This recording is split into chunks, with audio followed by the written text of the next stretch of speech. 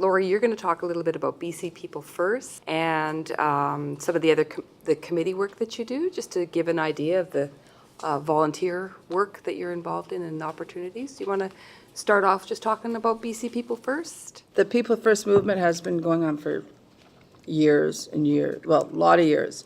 I think before the early 80s, somewhere. I don't know the history before that, but it's been growing.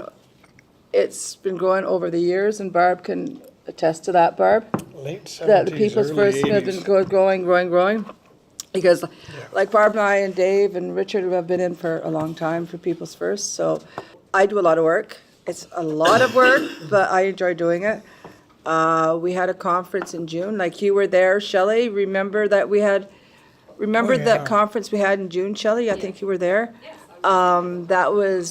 That conference, we had about 89 people there. And Barb, you were there we too. did. And that was the first time I've actually got up there and spoke.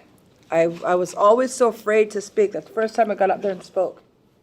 That was actually one of the nice ways that you ended up starting, the BC People Yeah. First ended up starting Yeah. a bit of a relationship with And CLBC. Yeah, that's right. today, Yeah. Shelley, everybody still talks about that conference, still.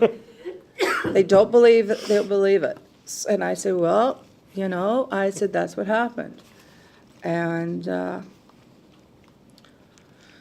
as being an individual, I have grown because of it, and I'm able to speak out to people, tell them exactly what's going on in the disabled movement out there, especially around the province. Somebody's got to say what's happening with disabled people. I don't know this. So is part of the goal to get self-advocate groups kind of connected to each other? Yeah. Okay. That's what we're working on right now. so. Okay, so they're kind of communicating back and forth. Yeah, we and communicate. We're trying to get the communication back and forth. knowing what they're working Yeah, on. yeah. What's the most important thing about, in your opinion, what's the most important thing about self-advocate groups? Right now, trying to get the dialogue between groups. And I always said that we need to have a network between self-advocates and the communication between each of the groups to find out what the other groups are doing. What do you think the biggest challenge as a person with a label is? For you, what's your biggest challenge? The biggest challenge, I think, is to get out there and speak up.